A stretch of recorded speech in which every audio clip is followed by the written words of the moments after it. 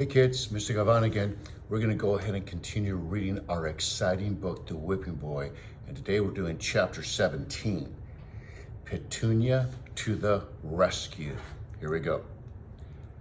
The bear came snarling down the embankment. Rising on its hind legs, it bared its teeth and bellowed out a thunderclap of a roar. Cutwater dropped the prince and was off like a greyhound.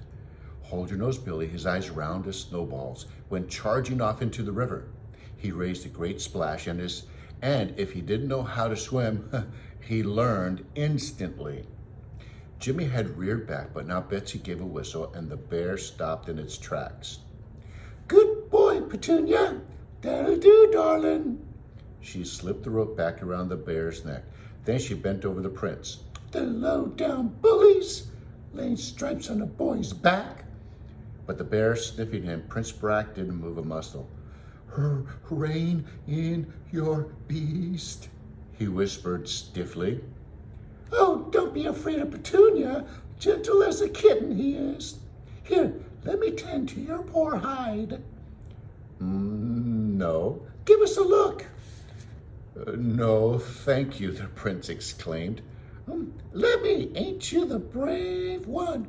Must sting something dreadful." Jimmy watched the prince slowly raise himself off the mud flat. He felt a growing amazement. Prince Brat, a brave one? It didn't seem possible, but God, there was the cast iron streak of pluck in him. The prince moved his arms and shoulders. He winced and then began to brush himself off. "Steady on your legs?" Jimmy asked. "Steady." "Huh, you should have yelled and bellowed. That's what they wanted to hear." "And humble myself?" muttered the prince. "You never did." Jimmy gazed at him for a thoughtful moment. Then he indicated the two highwaymen. Cutwater had vanished, and Holding Old Billy was trying to keep from drowning. Let's be on our way. They're sure to be back after us." "Not if you travel with me," said Betsy. "Me and Petunia."